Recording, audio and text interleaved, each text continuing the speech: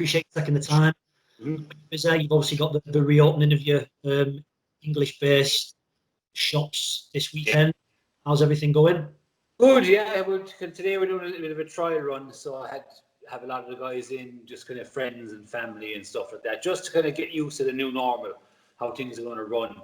And thank God today wasn't the opening day, I'll put it that way. Yeah, right. So it was a bit of a shit show, but you know, tomorrow's another day and we'll go at it again. But I think it's the small things. You know, we always ran a very, very good, clean ship. You know what I mean? And I think the only difference is now is people are going to be a lot more aware of their surroundings. You know what I mean? We've done a lot of things that they're telling us to do anyway. Like, you know, we don't do dry cuts. All our clients are shampooed. Right. We've always used hand sanitizer since day one. We've always used disinfecting clipper sides. We've always cleaned down the stations in between clients. The only real difference is we're going to have to work by appointment. We have to limit the amount of people in the shop. People can't use the bathrooms. Yeah. At the moment, I don't think we can give people a drink, but I'm going to look at that again. And I think we might be able to give them a drink in a paper cup or something like that. Yeah. I'm very, very conscious about atmosphere because to me, the barbershop is all about atmosphere and it's the vibe of the place. And I've always built this business on it being much more than a haircut. And I don't mean like it's not a salon. It's not. We do give a great service, but it's geared towards the atmosphere and the ambience of the place. You know, it's not just you can get a haircut anywhere. You know what I mean? I'm fully aware of that, and I've never built a business on haircuts. Even though the way I train the guys and you know the team that we have across all the branches, they're all exceptionally good, and they're probably the best barbers in every city that they're in. But you know, it's a hell of a lot more than that. Do you know what I mean? So that's what we're trying to get. Trying to keep the vibe, but maybe keep people safe as well, and not even keep. We always kept them safe. That's probably the wrong thing to say. Yeah. But let people see that we're keeping them safe. Yeah. I think that's the most important thing because we've always kept people safe. We've never had an issue. Like 6 years, we've never had an issue with head lice. We've never had an issue with impetigo. We've never had any with transmitted skin-to-skin diseases. So we've never had an issue like that before. So I think it's peace of mind for people in it. Like you say, you've never had any issues, but it's just making it up front and centre that's what you're doing. You're taking these precautions, isn't it? Yeah, absolutely, yeah. I mean, we'll get into the experience a bit later on, but before we get into that, I just wanted to wonder if you just tell us how you got into the whole barber industry straight from the beginning. So from the very, very beginning, from a young age, I was fascinated by barbershops. You know what I mean? Funny, and they were a different time back then, but for me, like my father had 2 jobs and my grandfather had a job. And the only time I got to spend with him really was on a Saturday. So I was either in a pub, I was in a bookies, or I was in a barbershop. Yeah. Right? And usually all 3 at some stage during the day, right? But what I loved was my dad was very, very strict, right? And my grandfather was very, very strict. And they were men's men. Do you know what I mean? Yeah. Men, but also very, very loving men. Do you know what I mean? They're very, very protective of us. And, you know, my father was a sergeant major in the army, and he worked in a petrol station at the weekends as well. Right. 1980s Ireland, you know, you had to have 2 jobs to just put food on the table. My grandfather was a woodworker. He worked in McMahon's timber yard all his life. And again, another hardy outdoors type of man, you know. And my father was a sergeant major. So you can imagine, you know, 2 very tough men as role models for me. Yeah. So, but what I did notice was my father never swore. I never heard my father swear in the house, nor did my grandfather. But as soon as he was in the pub or he was in the fucking barbershop, all of a sudden I'd start hearing the dirty jokes and I'd be looking at it, geez, you know. So I look. That sounds like I did that. You know, and I you know, and it kind of that's where you sit inside, and everyone knew my father and everyone knew my grandfather, you know, and so like either with my dad or with my granddad, and I just loved it in there. I loved how the place smelled. You know, it smelled of tobacco and it smelled of fucking, you know, Jay's fluid was the thing they used to clean the drains with. I remember that smell vividly. You know, smell of barbicide. You know, smell of hair gel. You know, that cheap hair gel. That's all there was at the time. You know, barbershops weren't glamorous in those days. you know what I mean? They were a place where where men went to get a haircut, and Mm-hmm. you know, women just didn't go in there. It wasn't a case of they weren't allowed in, you know, they just didn't go Yeah. because it was one of those things. And, you know, I often, you know, I don't know if you've obviously done your research on, you know, some of the things that people have been saying about me in the business over the years, but, you know, I could just imagine like my father asking my mother to take me for a haircut. And I know exactly what she would have said, you know, and if I may, she would have said, fuck off, I have them all week, you fucking take him. You know what I mean? Give me I want a break. Give me a break. Get him out of my hair for an hour. So that's the way it was. You know what I mean? You know, I know there's you know, there's single mothers and all that, and you know, there's one parent families and all that. And, you know, and there is exceptions, I suppose. But for my early career as a barber, there was never any women in the barbershops. Mm-hmm. And that's what I tried to recreate when I opened Barber Barber. But to go back, I ended up working for the guy who cut my dad's hair. I learned an awful lot from him. He was an unbelievable mentor, a very hard taskmaster. But I worked for him from when I was 12 years old till I was 23, you know. And then I opened my own shop at 23. And, you know, again, it was, you know, I opened it with a very small business loan. It's all I could afford. It's all they'd give me. And what I did was year on year, you know, I added something to the shop. You know what I mean? So whether it was new chairs or, you know, eventually I ended up having a bar in the shop. And, you know, nobody had a bar in the shop in those days. You know what I mean? Yeah. It was like, when I say it was a bar, it was like a keg of Heineken. A friend of mine used to work for Heineken. He was a rep. So I had a keg of Heineken and a tap. You know what I mean? A little corner of the shop. And people would go in and they'd pull their own pints. You know what I mean? And it was like that. This was before social media. You know what I mean? Yeah. And it was known as, oh, that's the barber shop with the bar. Do you know what I mean? And it kind of went that way, you know. And obviously, I suppose how much you want to know, you know what I mean? Just sort of how it grew from. Was it Limerick? Sort of Limerick, the shop you had, How well, you kind of grew it to then expanding over to England and then so improving what I and did kicking there off. was really, I mean, it's a two-facet approach, really. What happened was, you know, all my young life I struggled with drinking drugs, right? Mm-hmm. And you know, as the years got on, it became more and more of a problem, right? And I had a massive dependency on alcohol and cocaine, but it never affected my work ethic, or so I thought. You know, it didn't affect my ethic, but it certainly affected my business.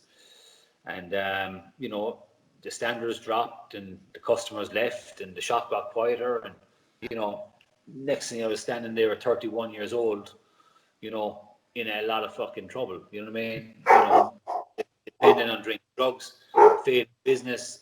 You know, uh, you know, a wife that wasn't really too fond of me anymore. You know, a disappointed daughter. You know, that I wasn't around.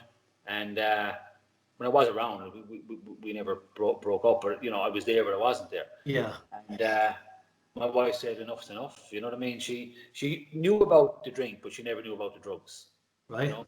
And she found drugs, and she fucking went mental. Do you know what I mean? She knew I was a big drinker, but she had no idea I fucking took drugs. You know, so I was a very, very good, like all addicts, very, very good at hiding it. Hide it very well, yeah. And so it was rehab or divorce. You know, so I went to rehab. And something happened inside there, right? And I'm not religious. I'm not talking about God. I'm talking about an inner fire that's still there today. Right. Something just clicked. Something switched. Something switched on in my stomach, right? And it's like, I remember feeling like after the first 2 weeks inside there, Mm-hmm. I was a new man. I was a new man. I mean, it was ridiculous. Then I had another 3 weeks to go. So I was there 5 weeks in total. And to describe it wouldn't do it justice. Right. Okay. Right. I literally went from what I thought I was always full of bravado, right? And I was always like what I call ego, false confidence, right? Mm-hmm.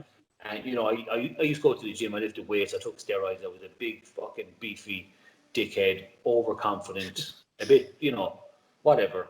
But inside, I was a fucking boy. You know what I mean? I was a boy I was a people pleaser. Yeah.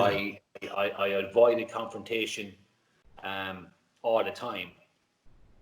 But inside there, it just bang, it just clicked. It was just wow.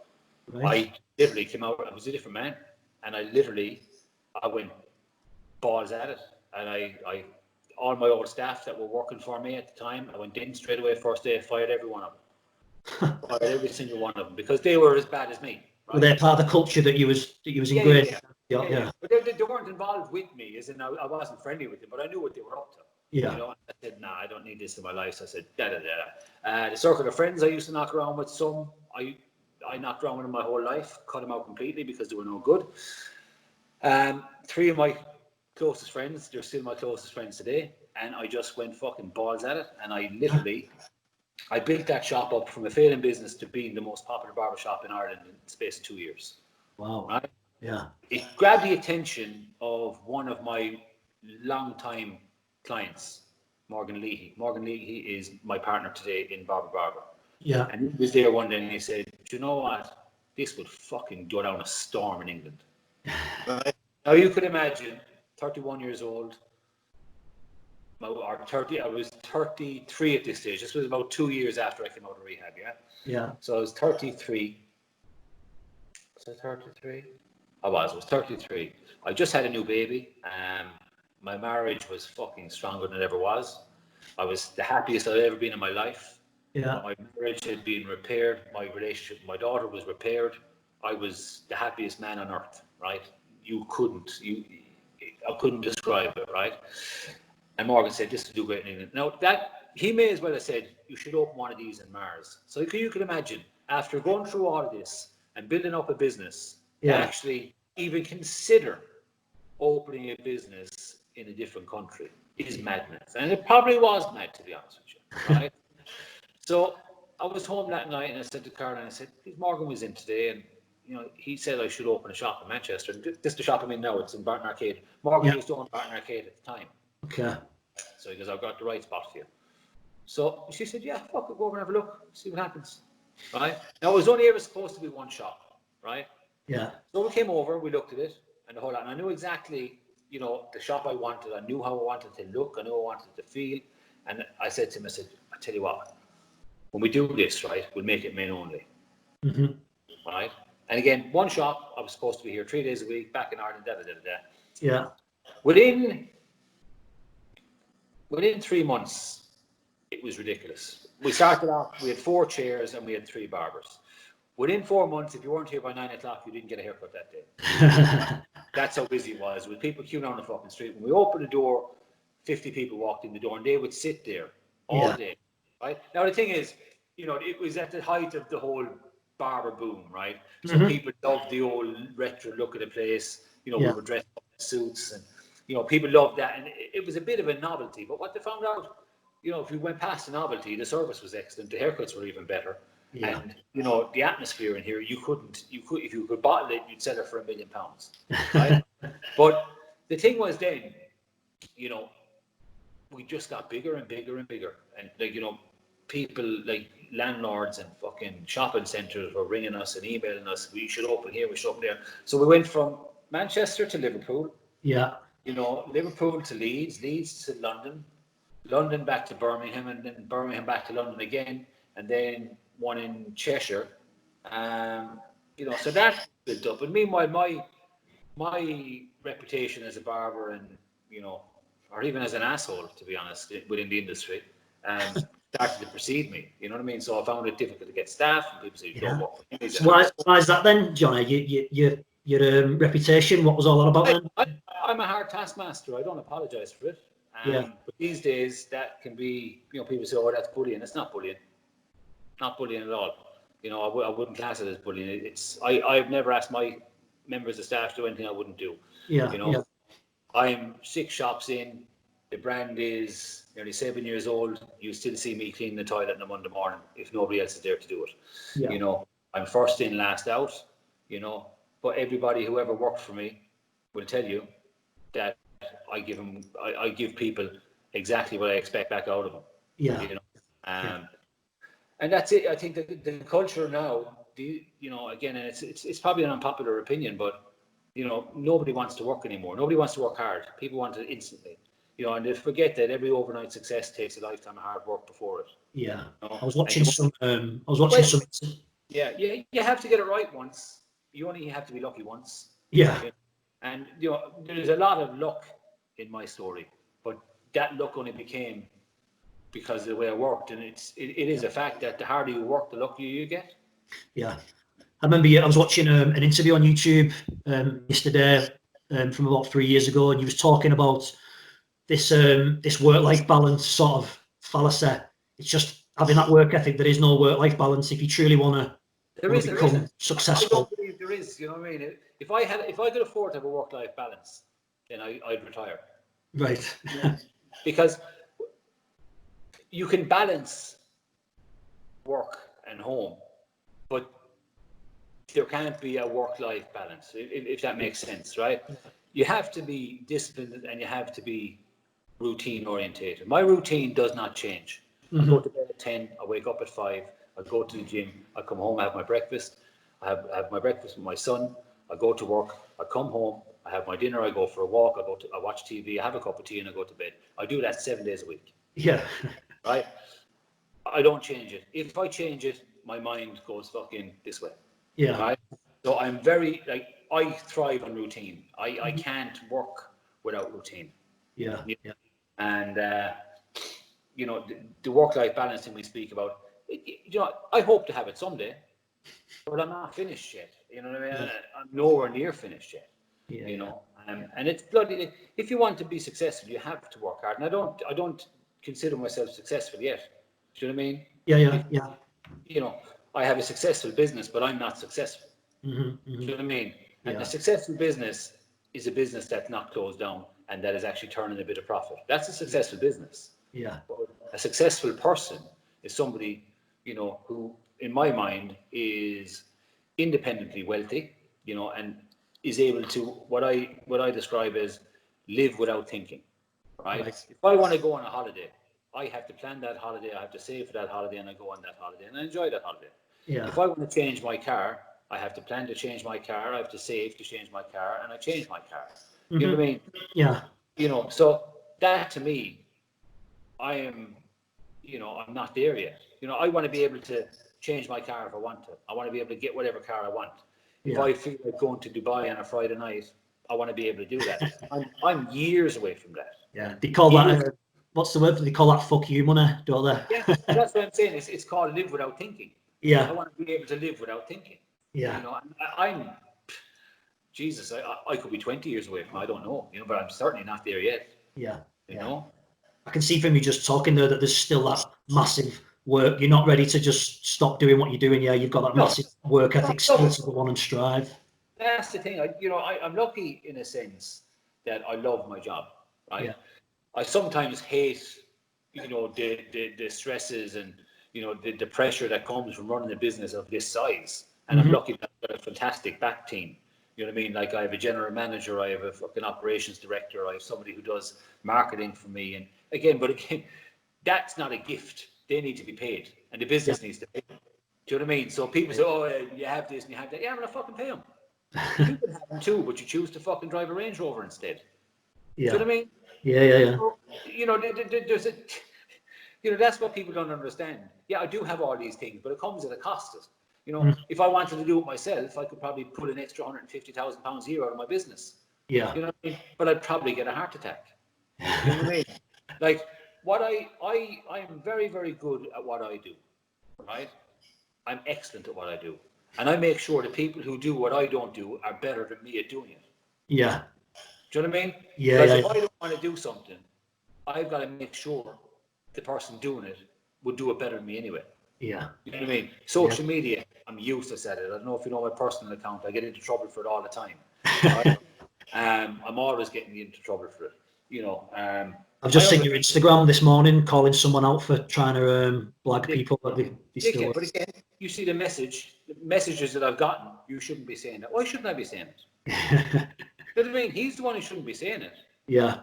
You know what I mean? You know, and that's the thing with social media now. It's this window, right?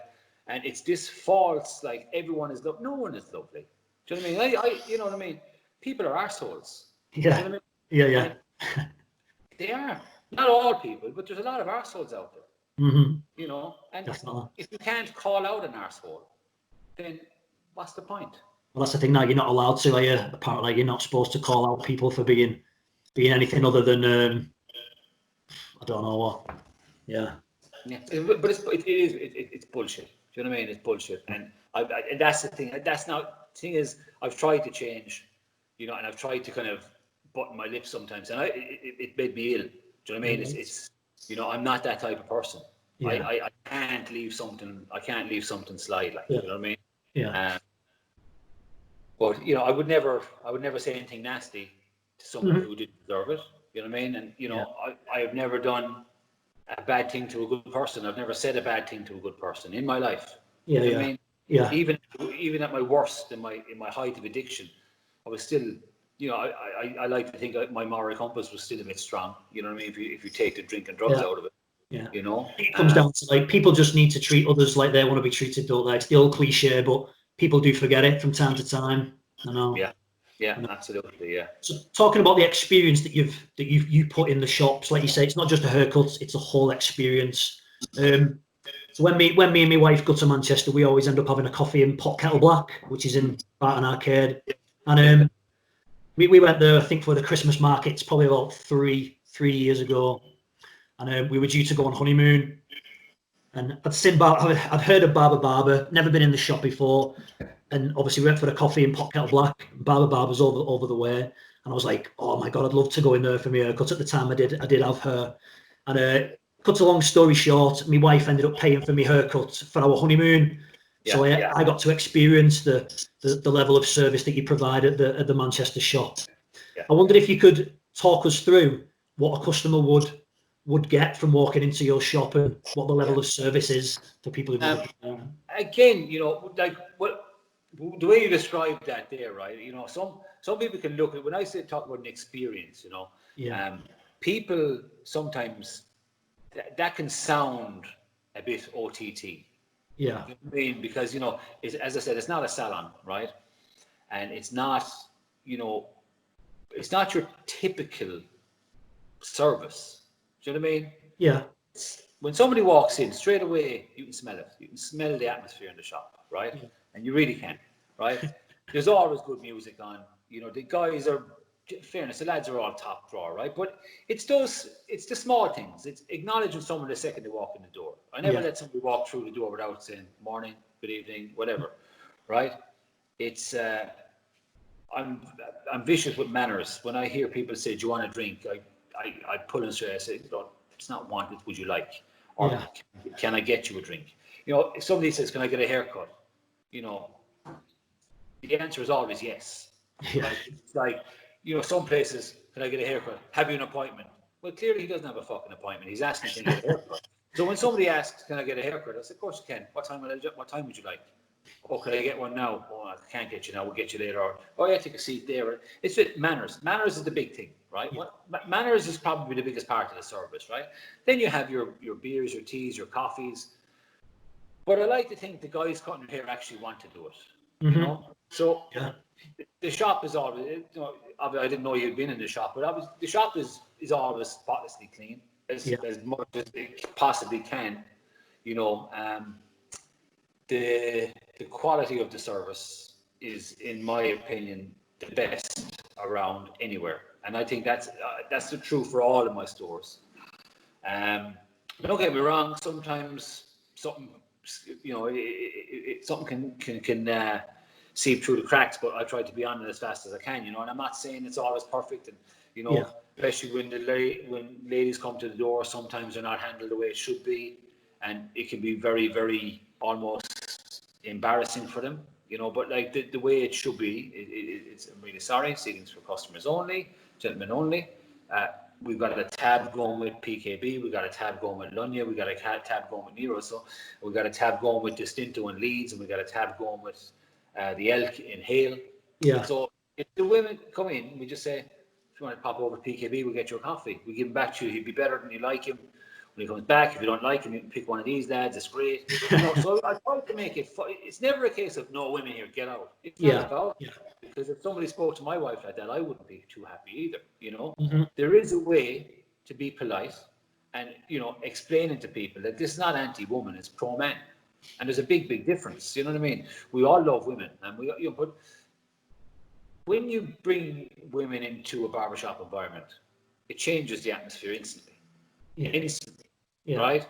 Whether for the good or for the worse. But it's like sometimes women like hanging out with women, and men like hanging out with men. It doesn't mean like. Like, the thing is, if you do something for a man, you're misogynist and you're sexist and you're anti this and you're anti that.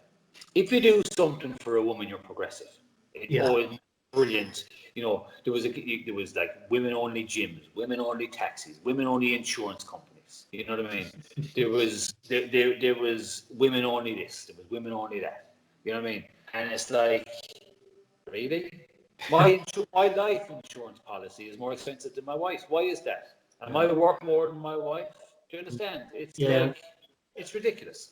So, but as soon as you do something for a man, then all of a sudden, you know what I mean? Sexist, misogynist, The pitchforks and torches come out. You know what I mean? But it's back to the atmosphere. I said, people just always say, geez, I love the atmosphere in here. And I said, I can't actually explain what it is. I can tell you how. I know people will always remember how you make them look, okay? But they'll never forget how you made them feel. You know what I mean? So if you make someone feel great, now whether we have high profile clients, we have celebrity clients, and we have,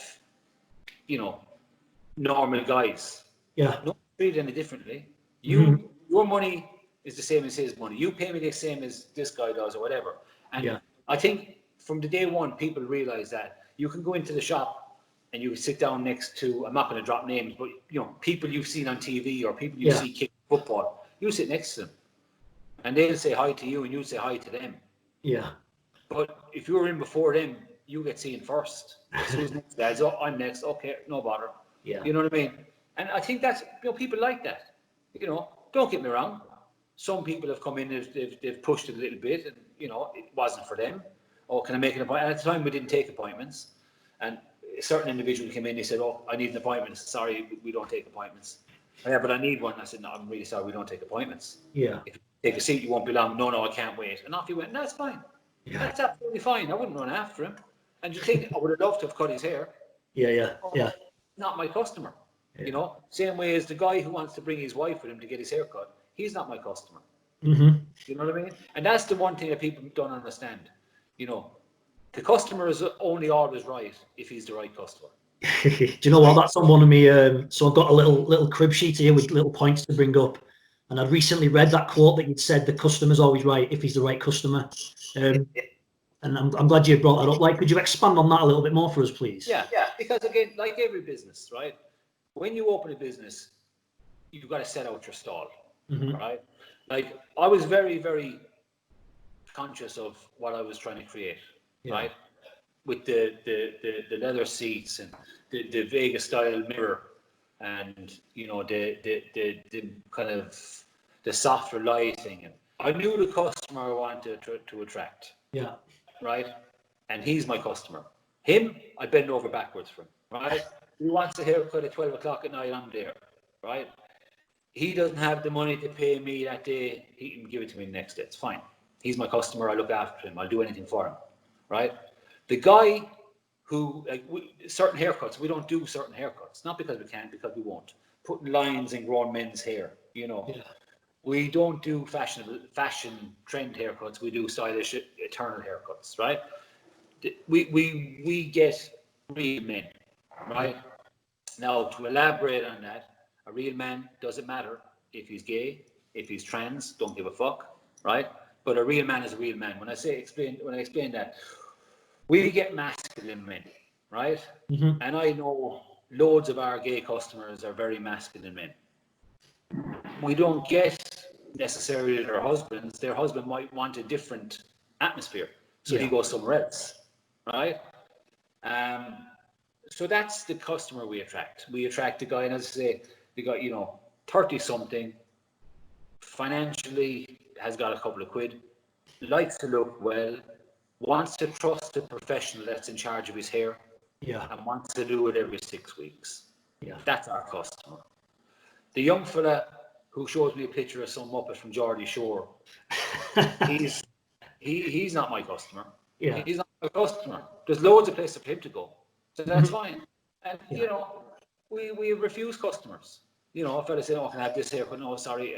I tell you what, this is what we should do, because haircut is a haircut is about suitability. It's about having appreciation of someone's personal style. Yeah.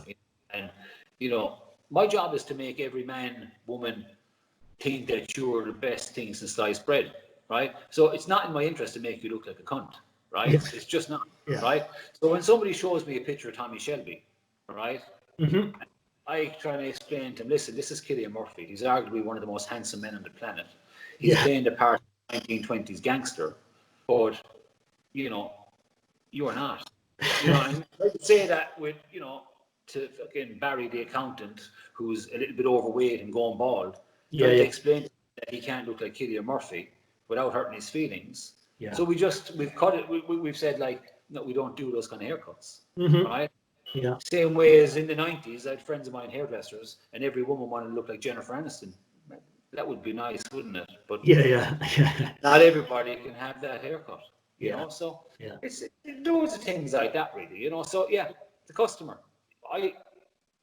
I set out my stall for the customer I want to attract, and luckily for all the people who disagree with what we're saying, there's enough people out there who want my offer for me to have a successful business. Yeah. I think that's often. I've got a lot of friends who run either gyms, or I personally run a martial arts gym as well, and it's something I've never really thought about. That the customer's right, but it's got to be the right customer. You've got to know in yourself who the person you want coming through the doors is. Yeah, I think that's massive. If you run a gym, you know all about that, because there's a lot of people, and I have friends of mine in the fitness industry, and there's some people you just don't want them in your gym. Yeah. You know what I mean? I have a friend of mine, he runs a wrestling club, and every week the local hard man comes in to join, right? Yeah. And every week the local hard man gets choked out and never comes back, right? And he's choked out for a reason, because this guy comes in thinking that he's rock hard. And my friend is trying to explain, this is not about how hard you are, it's how disciplined you are. This sport is not about being a tough guy. It's about, you know what I mean? From martial arts, you know what I mean? Yeah. Some of the most unassuming people are the best. Yeah. The guy who's out there puffing and blowing and shouting and roaring, he's a shitbag most of the time. Exactly. Do you know what I mean? Yeah. So yeah. we like to keep, we have a very good clientele, and we have all walks of life. We have young kids who come in, we got old men who come in, we got, professionals, we got like I said, we got the scoundrels and the gentlemen, and every scoundrel is a bit of a gentleman, and every gentleman has a bit of a scoundrel in him. You know what I mean? And that's what we cater for. That's what we cater for, and they're the guys we want. And there's always going to be those guys for us. Yeah. And I think, I'm very confident that in 100 years' time, this business will still survive. Yeah. I'm very, very confident in that. I mean, what's also interesting as well is you kind of in the barbershop, you kind of like it's a form of therapy in a way, isn't it? You're professional listeners, because there's a man might come into your shop, and that might be the only contact that he's had with someone either all day or in the last few days. And he's gonna offload naturally and start telling you about his week or his day. So it's a kind of a form of therapy as well, isn't it? Yeah, it doesn't. I mean, again, a lot of the trend of social media would tell you that every man does that. A lot of people don't, right? But again, we are like you said, we're professional listeners, and if somebody wants to talk, we talk. I mean, this is not a counselling session, right? Yeah. But again, it's about when somebody feels comfortable where they are. That's what I say to the guys all the time, right? So you can imagine we close at 6 o'clock, right? And nobody likes to see a fella walking through the door 10 to 6. Everyone's like, oh. Right? But I said to him, I said, guys, you got to understand, right? This guy could have finished work at 5:30. He might have ran past 6 barbershops to try and make it in here before 6. Yeah. I mean, nobody likes to be told, sorry, mate, we're closed. You know what I mean? Yeah. So, 10 to 6, it's not ideal, but we would always accommodate them. But going back to what you said there about, the professional listener, I think there's been a lot of weight, and I think a lot of people have they've falsely benefited from the rising issue of men's mental health, and I think it is a very, very serious issue, mental health. And I can, without going too far into it, you know what I mean? I've had my own demons, right? But, Yeah. I'm not professional enough to give somebody advice. I would never try to. And I think, to advertise your business in a manner where, if you're feeling down, or come to the barbershop and we'll fix you. That's not going to happen. One of my best friends committed suicide 12, 13 years ago, and he used to come to my barbershop all the time. You know what I mean? He never told me he was feeling suicidal, Yeah. So the thing is, like,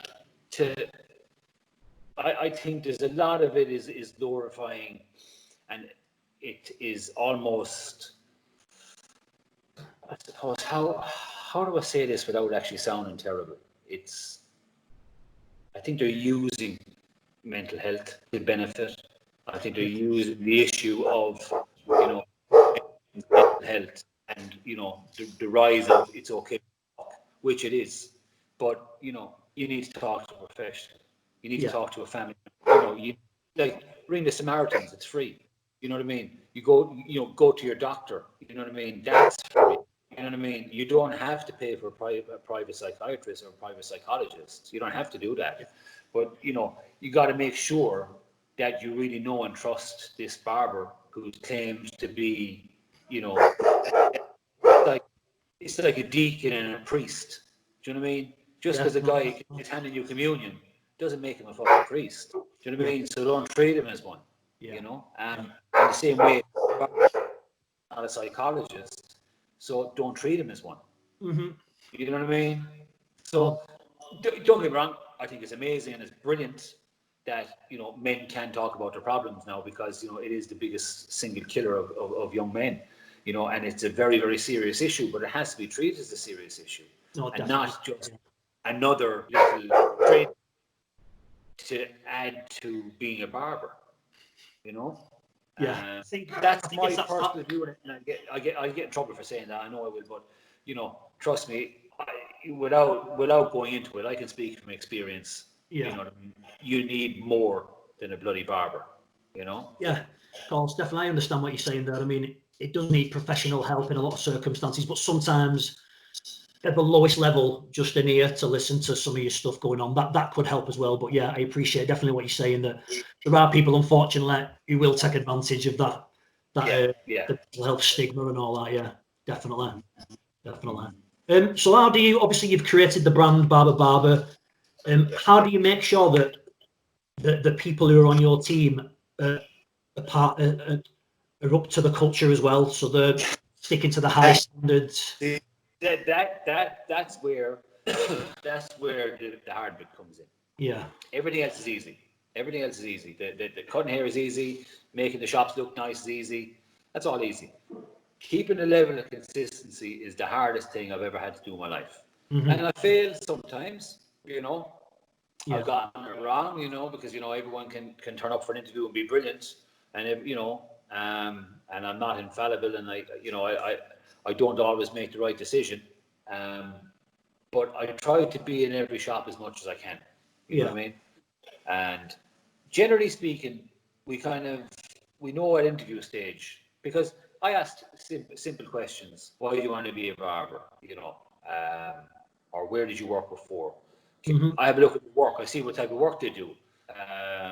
Who do you look up to in the industry? And when they tell me who they look up to, I know straight away what type of work they like to do. So if they tell me they look up to me, which they generally do, they always say that because I'm the guy interviewing them. Well, I know they like classic work, right? If they tell me they look up to Josh Monica, who is an amazing hair cutter, or Alan Beek, or Danny Robinson, or J. Ted Watkins, all these brilliant people, but they all do a different type of work, right? Yeah. So when they tell me to look up to Josh Monica, this isn't the shop for you, because we don't do that type of work, And when they tell me to look up to somebody else, but so we like to think that it's like we go back to Vidal Sassoon and Tony and Guy, the two, Anthony Mascolo and Vidal Sassoon, they built empires, but they were both the polar opposite of each other. Okay, right. So Vidal Sassoon was all about clean lines. He was all about harsh shapes. You know what I mean? Really, really strong shapes, right? And he became known as the hairdresser's hairdresser, right? Anthony Mescolo was young, cool, sexy, fucking rock star hair, right? So Tony and Guy and Vilas Assume attracted a different tribe, right? So if you wanted to be that really, really strict, you know, almost, and I don't mean this in a negative way, almost robot-like, boom, boom, boom, boom, clean line, precision, bang, bang, bang, you went to Sassoon's. If you wanted to be a fucking rock star, party all night, shag birds, fucking do the craziest hair you've ever seen, sexy hair, fucking be a rock star, then you went to Tony and Guy. You know what I mean? And that was I think that was the beauty of it. Do you know what I mean? That two of them were so different, but so brilliant in their own way. Yeah. And as their creative was brilliant. That's what, you know, I'd like to think that there is a difference between what we do and what other people do. Doesn't necessarily mean I'm better and they're worse, but we are different. Yeah. You know, and that's why we generally tend to attract, like the customer we want, we generally tend to attract the type of barber we want. Yeah. You know? Yeah. Sorry, John. Can I just let the dog out? Because otherwise she's going to start barking her head off. Sorry. Yeah. No bother. She has this thing about banging her tail against things when she wants to be let out. And I can see her face that she wants let out and she's banging her tail against the cabinet. So sorry about that. No bother. So just out of interest, what do you think about the interview process? Is it something that, because there's interviews and then there's like maybe continuous assessments, so you get someone in and maybe just look at the work, because people can blag an interview really, can't they, I think? So what we do is we get them in for a verbal interview first, and then we bring them in for a trade test. And again, sometimes the trade test isn't good enough because, you know, they're doing their friends or whatever, and they've done the haircut a million times. But as I said to you, you know, most people aren't at the level I want them at interview stage. Right. You know, we'll mentor them a little bit, you know, bring them on a little bit, teach them a little bit, and sometimes they just don't work out. You know, because, you know, I demand a certain level. Do you know what I mean? You know, as the business got bigger, you know, I found the quality kind of the barbers who were coming in for jobs, because it's the type of business, you know, when you get to a certain age, if you're anyway really good, then you're going to open your own shop. You know what I mean? So when a guy comes to me at, you know, 30, 31, looking for a job, I'm thinking straight away my thinking is gone a little bit, because I'm thinking, if you're that good, why don't you work for yourself? Or, you know, why have you worked in 10 shops? You know what I mean? You couldn't have worked for 10 arseholes, so you must be the arsehole. Do you know what I mean? I've had one boss my whole life. Yeah. And he was an arsehole, but he was the best arsehole I ever met. When I say he was an arsehole, he wasn't an arsehole. Yeah. But he was strict. He was strict. You know, and there's nothing wrong with being strict. Yeah.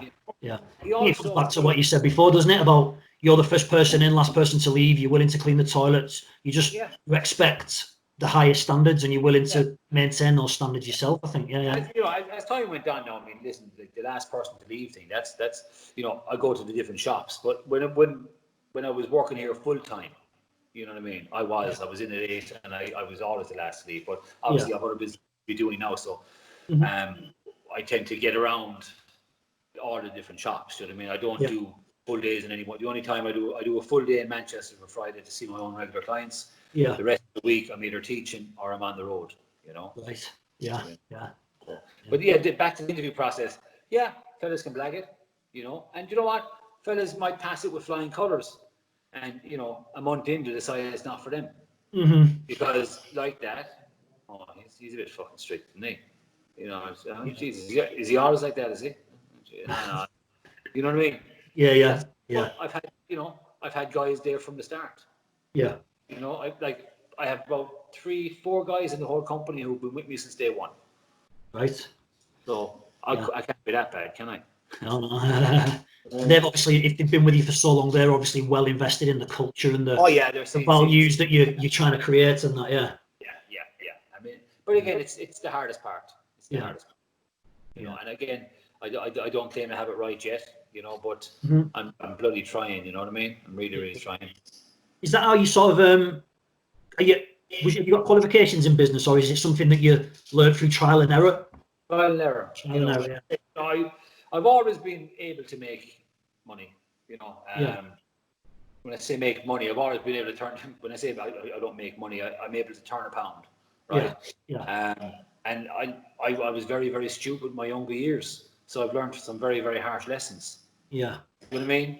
I spent too much. I didn't pay what I was supposed to pay when I was younger, and it caught up with me. But thankfully, that was many, many, many, many, many years ago. So I'm over all that now. So I've run the business very, very clean since day one.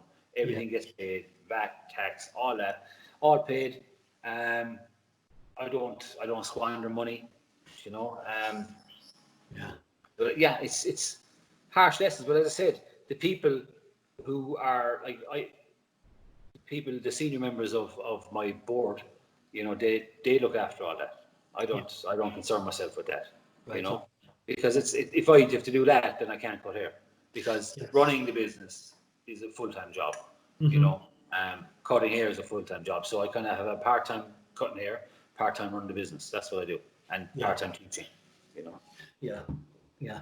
So I know obviously you're very excited to reopen again after the lockdown and the COVID epidemic and that. What does the future hold for Barber Barber? Are you looking at more shops or? At the moment, no. Yeah. If you gave me a fucking free shop, I wouldn't take it. I tell you, I'll answer that question in mid-September. You asked me what the future holds for Barber Barber. I can tell you in the 15th of September, because no one knows. I know for the first 2 weeks we're booked up back to back, and it's going to be Christmas week for 2 weeks. Yeah. And it's going to be the busiest place in the world. But what's it going to be like in September? Nobody knows. Right. I hope we get back to normal. I think customer confidence is shot. I think the government made an absolute balls of how this pandemic was handled. Yeah. The wrong people were put in charge of something, and the government think just by giving us a grant and a loan, it's going to fix all our problems. Mm-hmm. It's not. If the government want to help us, what the government got to do, they've got to look after the card carrying, VAT paying, tax paying businesses, and need to go up balls headed at the black market. You can give me £1 million right now, it will not fix my problem. £2 million will not fix my problem. Right? What would fix my problem is every fucking barbershop in the country that isn't paying VAT gets closed down. Yeah. That will fix my problem. Right? Because there's people out there paying 50% commissions. It's impossible. If you're paying 50% commission, then you're not giving HMRC their 20%. Mm-hmm. There's people out there under declaring their earnings. There's people out there not registered for VAT. Hundreds and thousands of barbershops not registered for VAT. If you turn over 79,000, you should be paying VAT. £79,000, you know what I mean? If you've got one member of staff, just one, you're turning 79,000 a year. Yeah. Right? Because if you're not, then how are you fucking eating? Right? So that's how the government can help the SMEs, is by going after the black market. Don't throw money at the problem, because money is not going to fix it. Yeah. Has the shopping island been open earlier? Has that already been open? Yeah, but that's not mine anymore. I sold that shop. I sold that shop 5 years ago. Oh, right, okay. Yeah, they opened this morning. It's a friend of mine actually bought it off me, a guy called Anthony Sheehan, and he's flying. He's doing a great job there. Good. It was time for me. It was time for me to sell it, because again, I wasn't there. I was here all the time. Yeah. My wife and my children moved over after the first year. So, Ireland handled it a lot better, to be honest. Okay. Yeah. I think they locked it down quicker, and they were a lot more strict than they were over here. Yeah. And we were always a little bit vague with it, weren't we? There was never really anything like concrete as to, can't do this, can't do that. It was a little bit suggestions rather than... It was suggestions. And if you close it down from day one, and if they started opening up earlier, right? Because I think they opened up too fast. And I don't mean not too long, too fast. When I say too, like, I was trying to explain this to a guy this morning, right? We should have went back to work a month ago. Right. Okay? But the steps should have been put in place 2 months ago, right? So what they've done now is, no. fucking go for it, right? So now everybody's what the fuck? So they've gone from everything being closed, being allowed to do fucking nothing, to all of a sudden on Saturday, the fucking plug hole is going to open up and people are going fucking into it, right? And that is going to fuck everything, right? Now, I'm no expert, but I know for a fact that there's going to be a spike in Liverpool, there's going to be a spike in fucking London, there's going to be a spike everywhere. What are they going to do? Close down again? Who's going to pay? You know what I mean? The thing is, the economy can't take another close down. The black economy can, but this is the thing. The black economy is going to take it. And people will still get their hair cut by some dickhead in their front room. But meanwhile, my business fails. Legit companies are going to, sacrifice that. This is what I can't understand. That, you know, a dog with a mallet up his arse knows that a shop that's on a high street paying £90,000 a year in rent, charging £16 for a haircut, cannot physically pay the rent. It's impossible. It's impossible. So what are they doing? How are they surviving? If you're charging 16 quid a haircut and you got 3 members of staff, I'm sorry, you're not paying 90 grand a year. Well, you might be paying your 90 grand a year, but you're not paying your 20% touch to the government. Now, if you're paying 90 grand a year, then you're turning over more than 7 to 9, aren't you? Yeah, of course you are, So that's how the government can help people like me. They go after the black market. I tell you something, they will get they'll get 100 million a year just by fucking chasing the black market. All right. Because I have no problem paying more. Here's the thing, right? Because if they close all these fuckers down, I get busier, I pay more. It doesn't matter. Because the more I earn, the more I pay. That's the way it is. Yeah. You know? And that's when, like, that's another thing about not being able to get quality staff, because it's too easy to actually cut hair at home or cut hair for cash in the back pocket. Yeah, of course. So trying a guy looks at me, is that all you're paying me? I said, well, that's all you can get paid legally. You know, oh, can you pay me half cash, half? No, I can't. You know? So just before we finish, Johnny, because I appreciate I've took up quite a bit of time already. What advice would you give to anyone who's kind of either looking to set up a business or they're on the fence as to whether to take the jump to being employed, to self-employed? What advice or guidance could you give someone? Don't. No, I tell you, right? Do your homework. Do your homework. Understand that, you know, working for yourself it's not the answer to an easier life. Okay? It is the answer to being in control of your life. Right? But in control of your life means not doing what you want to do when you want to do it. Controlling your life means you can control how successful you will be. Right? And that's the thing. If you're willing, I firmly believe that anybody who's willing to do what it takes, you know, bar a massive pandemic like this or a crippling recession, will succeed. You know, I mean, there's been plenty of businesses that failed through circumstance, right? You know, very, very, very, very little businesses have ever failed by a fella doing it right. Do you know what I mean? Yeah. But again, you know, recessions can't be helped and pandemics can't be helped. You know, I'm lucky in the sense that, you know, the business has been very, very good to us over the years and it's been very strong. So fingers crossed, we will weather the storm. But I think if somebody, you know, I think somebody knows within themselves whether it's the right or wrong thing. You know what I mean? If somebody's on the fence about it, then it's probably not the right thing. Because I can tell you, when I want to do something, God himself couldn't stop me. Right. You know what I mean? And I'm not a religious man. That's just an expression we say in Ireland. You know, it's when I get something into my head, there's no one can get it out. It's in there. And so it's having that drive then, isn't it? So if you are doubting yourself, then maybe it's not for you. But but doubt is a good doubt is good. But you doubt certain things. Whether you doubt, should I work for myself or not? Well, I've known I wanted to be my own boss since I was a child. Because I fucking never liked people telling me what to do. Right? Now, at the other side, I've always respected a boss. Right? And I've always my father always said that. He said, the boss might not always be right, but he's always the fucking boss. Don't ever forget that. And that stood to me a long time, you know. But you've got to understand that a boss has to be a boss. A boss can't be your friend. You can get on, but you have to be a boss. Yeah. You have to be a boss. And if you don't think you can be a boss, then don't be one. Yeah. You know, because I've made decisions that weren't popular. I've made the wrong decisions too, and I've put my hand up and said maybe I shouldn't have said that, or maybe I shouldn't have done that, and I've owned it. I've owned it. You know. Do you think there's a balance that, because I often wrestle with this, is there a balance that can be made between a boss and an employee, like, or can you be friends, or have you got to maintain that boss and employee, or? I don't think you can be friends now. I think you can be friendly. I think you can be friendly. I think there can be a respectful friendliness. You know, there has to be a mutual respect. Right. You have to respect your employees or your staff members, and they have to respect the boss. That's the way it is. Of course, you know? And you know, it's that's what you got to do. You got to know that, you know, you got to make sure that what you're going to do is right.